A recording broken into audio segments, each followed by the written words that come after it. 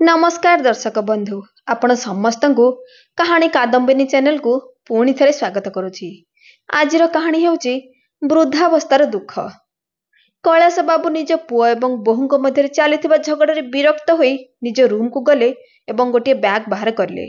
से कई जोड़ा पोशाक रखिले एवं भांगी जाइथिबा मनरे स्त्रीर फोटोटी को छाती रे लगाई कहले, आमे आमर एही एकमात्र पुओ को केते जत्न पाली पोषी बड़ करथिले, आउ आज से आमको सात पर करथिला। एहा कहि से कांदिबाकू लागिले, किंतु पर मुहूर्त से भाबिबाकू लागिले जे एहा दुर्बल हेबार समय नुहे। से आखिरु लुह पोछि स्त्रीर फोटो को बैग रे रखिले। तापरे वृद्धाश्रम रे रहुथुवा तांकर जने बंधु को फोन करी कहले, रमेश मु भी आज ठारू तुम सहित वृद्धाश्रम रे रहिबी, मु घंटाए भितरे तुम पाखरे पहुंचबी। एहा सुनी आरपटे थिबा रमेश बाबू मध्य स्तब्ध होई गले। तांको पाखरे पचारिबा पई किछि बाकी नथिला।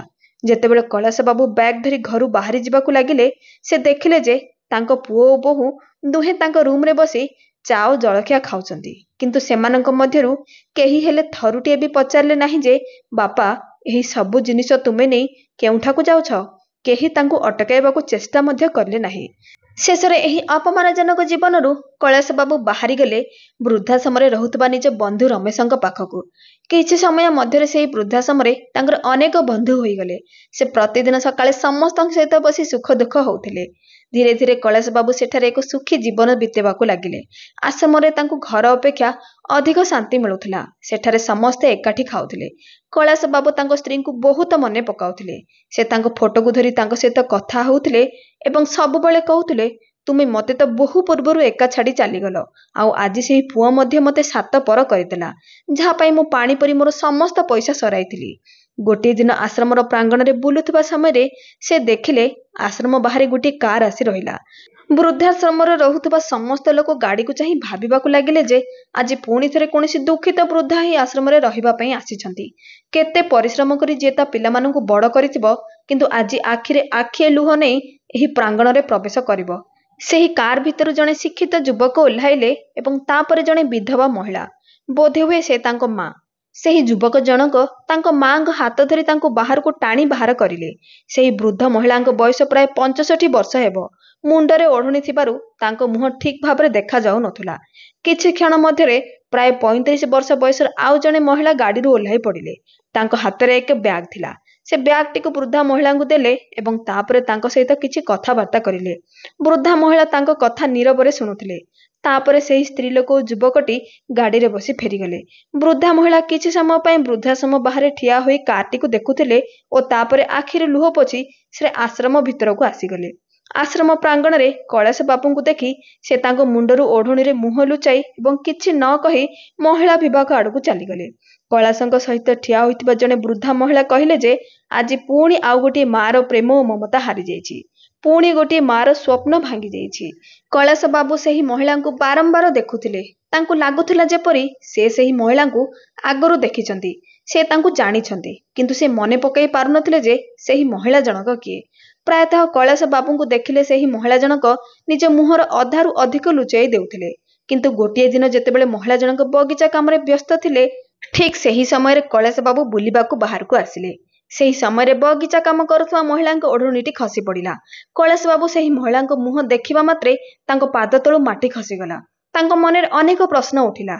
एपरी अवस्था तांकर जने बंधु मध्य तांको पाखକୁ आसी कहले, खाइबा समय होई गेलानी, तुमे एठारे कोन करूछ? आज एते चुपचाप काहेकि लागुछ?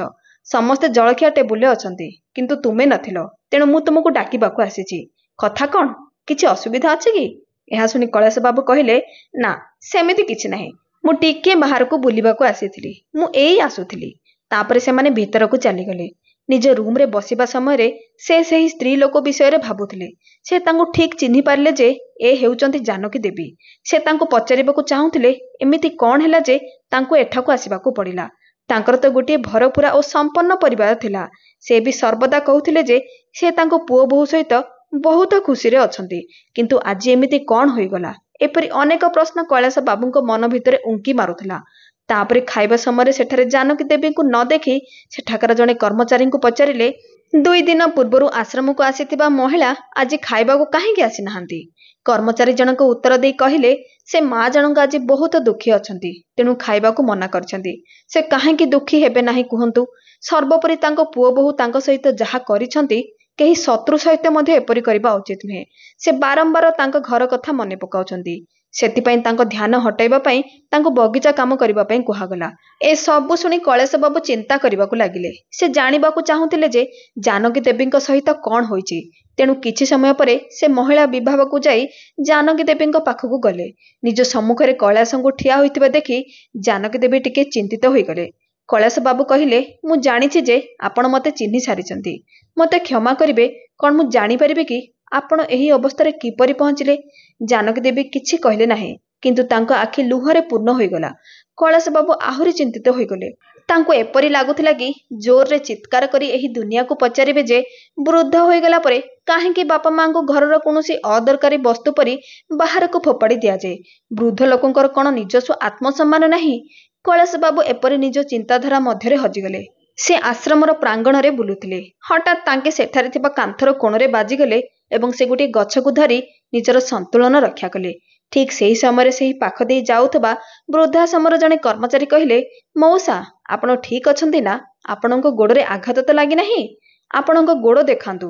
ଯଦି ଆଘାତ ଲାଗିଥାଏ ତେବେ ମୁଁ ତାକୁ ଔଷଧ ଲଗାଇ ବ୍ୟାଣ୍ଡେଜ୍ ଲଗାଇଦେବି। ଏହା ଶୁଣି କୈଳାସ ବାବୁ କହିଲେ, ନା, କୌଣସି ଗୁରୁତର ଆଘାତ ନାହିଁ। ଏତକ କହି କୈଳାସ ବାବୁ ଯାଇ ଅଗଣାରେ ଥିବା ବେଞ୍ଚ ଉପରେ ବସିଗଲେ ଏବଂ କିଛି ମାସ ପୂର୍ବେ ଘଟିଥିବା ଏକ ଘଟଣା ମନେ ପକାଇବାକୁ ଲାଗିଲେ। ଯେତେବେଳେ ସେ ବାଥରୁମରେ ଖସି ପଡ଼ିଥିଲେ ଏବଂ ତାଙ୍କ ଗୋଡ଼ରେ ଗଭୀର ଆଘାତ ଲାଗିଥିଲା, ସେହି ସମୟରେ ତାଙ୍କ ବୋହୂ ତାଙ୍କ ଆଘାତକୁ ଦେଖିବା ପରେ ମଧ୍ୟ ଅଣଦେଖା କରି ତା କାମ କରି ଚାଲିଥିଲା ଏବଂ ତାଙ୍କ ପୁଅ ରୋହନ ଚିତ୍କାର କରି କହିଲା, ତୁମେ କାହିଁକି ସାବଧାନତାର ସହ କାମ କରୁନାହଁ? ମୁଁ କିଛି ବୁଝିପାରୁନାହିଁ ଯେ ତୁମେ କାହିଁକି ସବୁବେଳେ ଏତେ ତରତର ହେଉଛ। କୌଣସି କାମ ଠିକ୍ ଭାବରେ କିପରି କରିବାକୁ ହୁଏ ଜାଣ ନାହିଁ କି? ତୁମେ ନିଜକୁ କଷ୍ଟ ଦେଉଛ ଓ ଖାଲି ବସି ରହୁଛ ଏବଂ ଆମର କାମ ବଢ଼ାଇ ଚାଲିଛ। ଯଦି କୌଣସି କାମ ନାହିଁ ତେବେ ତୁମେ ତୁମର ରୁମ୍ରେ ଆରାମରେ କାହିଁକି ବସି ରହୁନ? ସାରା ଦିନ କାହିଁକି ଏଣେ ତେଣେ ବୁଲୁଛ? ସେ ଏପରି ଅନେକ କଥା କହିଲା, କିନ୍ତୁ ଥରେ ବି ପଚାରିଲା ନାହିଁ ଯେ ବାପା, ତୁମକୁ କେଉଁଠାରେ ମାଡ଼ ହୋଇଛି କି? ସେ ଜାଗାରେ ଟିକେ ଔଷଧ ଲଗାଇଦେବେ କି? ସେ ଏସବୁ କଥା କିଛି ବି ଭାବି ପାରିଲା ନାହିଁ। ସେମିତି ଆଉ ଗୋଟିଏ ଦିନ ଯେତେବେଳେ ତାଙ୍କ ଚଷମା ଭାଙ୍ଗିଗଲା, ସେ ତାଙ୍କ ପୁଅକୁ କହିଲେ, ପୁଅ, ମୋ ଚଷମାଟି ଭାଙ୍ଗିଯାଇଛି, ତେଣୁକରି ମୁଁ ଠିକ୍ ଭାବରେ ଦେଖିପାରୁନାହିଁ। ମୋ ଚଷମାଟିକୁ ଟିକେ ତିଆରି କରିଦିଅ। ଏହା ଶୁଣି ବହୁ ଜୋରରେ ଚିତ୍କାର କଲା ଓ କହିଲା, ବାପା, ତୁମେ ତ ବସି ବସି ଖାଲି ଖର୍ଚ୍ଚ କରି ଚାଲିଛ। ତୁମର ତ ଅନ୍ୟ କୌଣସି କାମ ନାହିଁ। ଥରେ ନୁହଁ, ଦୁଇଥର ନୁହଁ, ଏମିତି କେତେ ଥର ସେମାନେ ଏପରି ବ୍ୟବହାର କରିଛନ୍ତି ତାହାର ହିସାବ ନାହିଁ। ଅତୀତର ଏହି ଚିନ୍ତାଧାରା ଭିତରେ କୈଳାସ ବାବୁ ହଜି ଯାଇଥିଲେ। ଠିକ୍ ଏତିକି ବେଳେ ସେ ତାଙ୍କ ବନ୍ଧୁ ରାଧେଶ୍ୟାମଙ୍କୁ ସାମ୍ନାରୁ ଆସୁଥିବାର ଦେଖିଲେ। ତାଙ୍କ ମୁହଁରେ ଏକ ଅଦ୍ଭୁତ ପ୍ରକାରର ହସ ଥିଲା। ଏହା ଦେଖି କୈଳାସ ବାବୁ କହିଲେ, କଣ ହେଲା ରାଧେଶ୍ୟାମ, ଆଜି ବହୁତ ଖୁସି ଦେଖାଯାଉଛ? ଏହା ଶୁଣି ରାଧେଶ୍ୟାମ କହିଲେ, ଆଜି ମୋ ପୁଅର ଜନ୍ମଦିନ। ତାର ଫୋନ୍ ଆସିଥିଲା। ସେ ଆଜି ମୋତେ ଦେଖା କରିବାକୁ ଆସୁଛି। ସେଥିପାଇଁ ମୁଁ ବହୁତ ଖୁସି। ବହୁତ ଦିନ ପରେ ମୁଁ ଆଜି ତା ମୁହଁ ଦେଖିପାରିବି। ରାଧେଶ୍ୟାମଙ୍କ କଥା ଶୁଣି କୈଳାସ ବାବୁ ଟିକେ ବିରକ୍ତ ହୋଇ କହିଲେ, ଯେଉଁ ପୁଅ ତୁମ ସହ ଏପରି ଖରାପ ବ୍ୟବହାର କରିଲା, ତୁମକୁ ଆଣି ବୃଦ୍ଧାଶ୍ରମରେ ଛାଡ଼ି ଚାଲିଗଲା, ପୁରା ବର୍ଷରେ କେବଳ ଦିନେ 2 ଦିନ ତୁମକୁ ମିଶିବାକୁ ଆସିବ, ସେଥିରେ ତୁମେ ଏତେ ଖୁସି ହେଉଛ?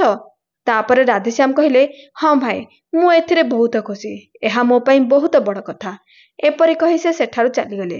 ରାଧେଶ୍ୟାମର କଥା ଶୁଣି କୈଳାସଙ୍କୁ ତାଙ୍କ ଉପରେ ରାଗ ଆସିଲା ଏବଂ ସେ କ୍ରୋଧରେ ଯାଇ ନିଜ କୋଠରେ ବସିଗଲେ ଏବଂ ଭାବିବାକୁ ଲାଗିଲେ ଯେ ଏପରି ବ୍ୟବହାର କେବଳ ମୋ ସହ କିମ୍ବା ଜାନକୀ ଦେବୀଙ୍କ ସହିତ ହୋଇଛି, ତା ନୁହେଁ।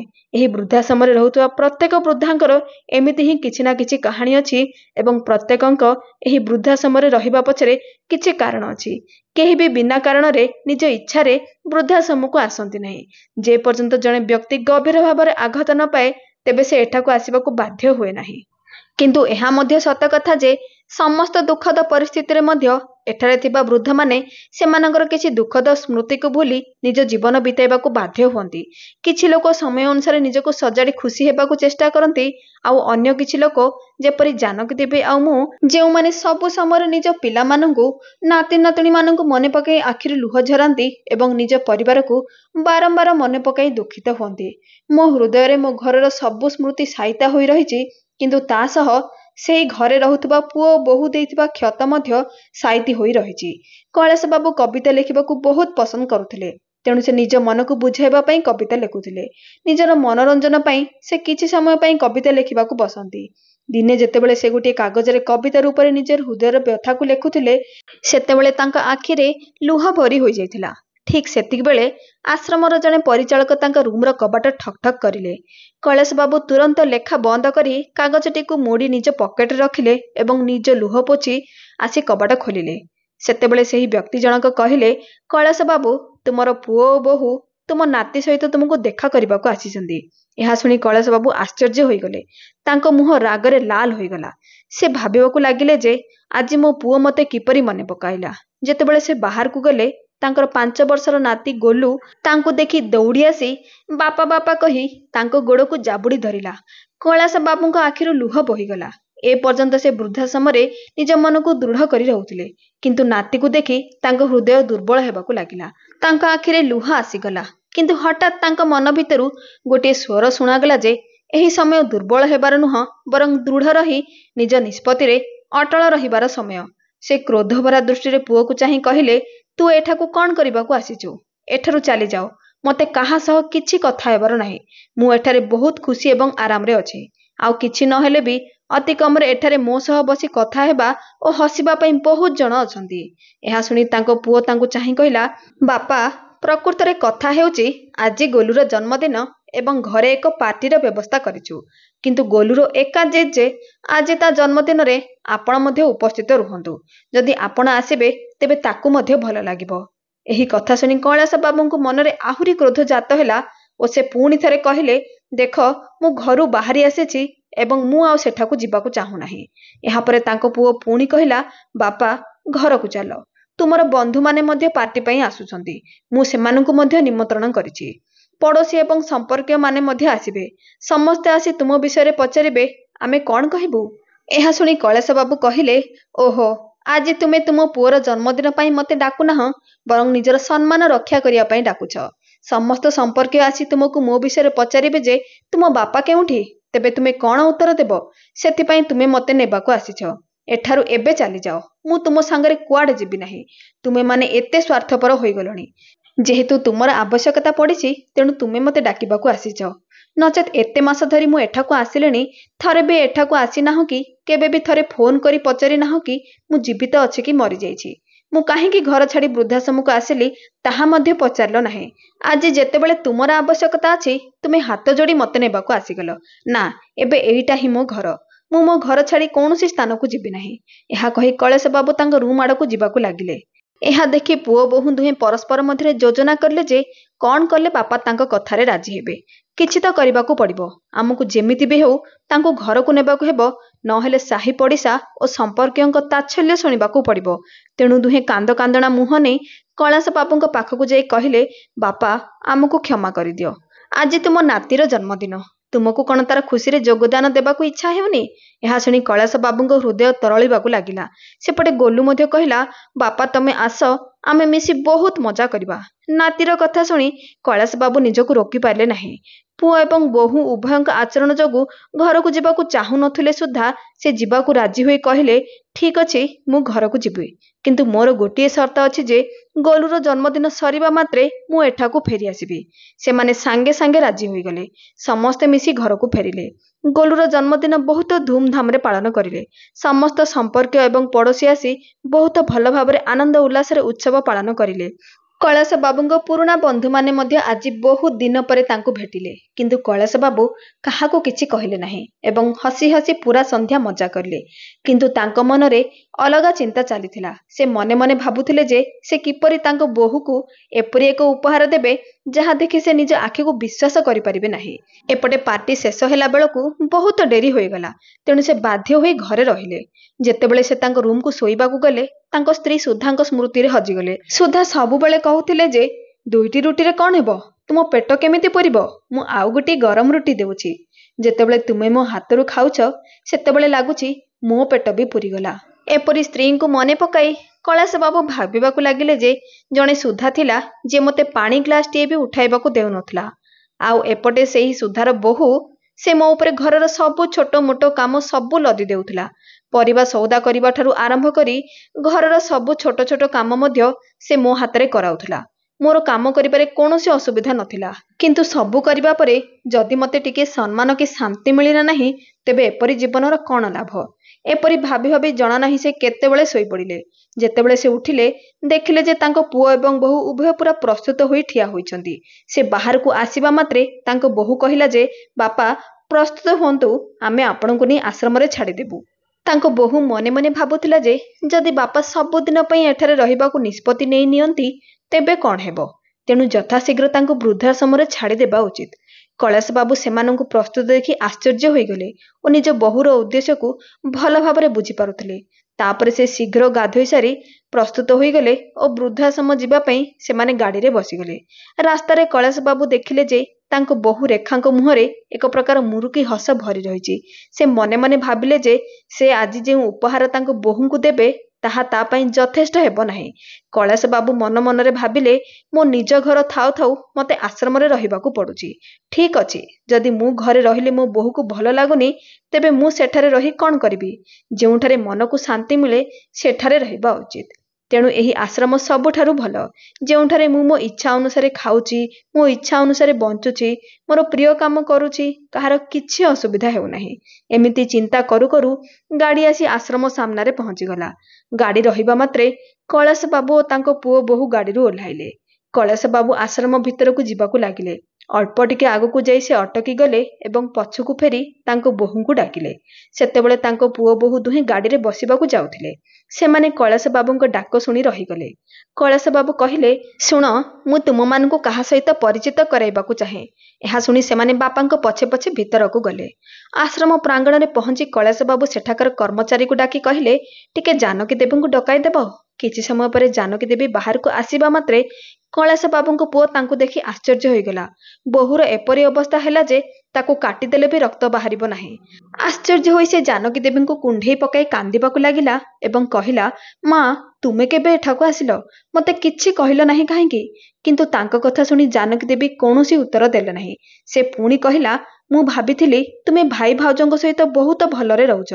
गतकाली मु भाउजंको सहित कथा होइथिली। से किछि कहिले नाही जे तुमे आश्रम रे अछ। मु तांको बहुत दिन हैला कहूछि जे मो मां सहित टिके कथा होई पारो नाही। मां केउठी?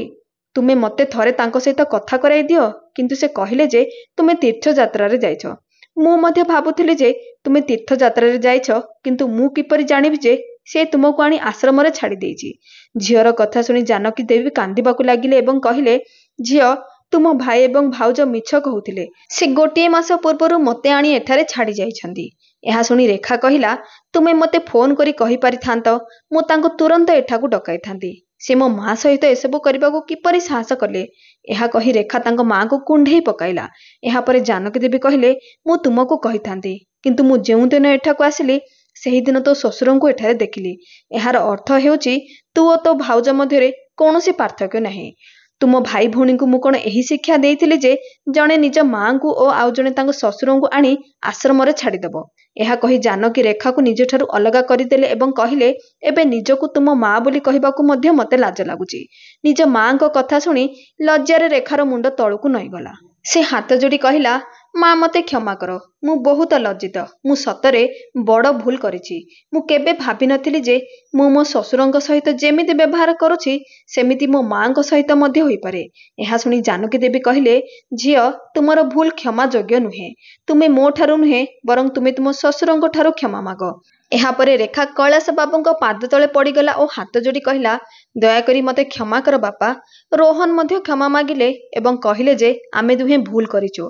दयाकरी आमको क्षमा कर, आमको प्रायश्चित करिबार सुजोग दियो। किंतु कैलाश बाबू और जानकी देवी दुहे घर को जीवाको मना करिदेले एवं कहिले जे आमे आम पुओ किंबा झियो सहित रहिबाको चाहू नाहु। आमे वृद्धाश्रम रे बहुत खुशी रे अछु। सेमाने बुझेबाको बहुत चेष्टा कले, किंतु शेषरे जानकी देवी केवल गोटिए उत्तर देले जे आमे थरे धोखा खाइचु। एही बयस रे आम शरीर रे आउ शक्ति नहीं जे बारंबार प्रताड़ित हेबु। एहा कही कैलाश बाबू एवं जानकी देवी निज निज कोठरी को चलीगले। रेखा और रोहन दुखित होई निज घर को फेरीगले।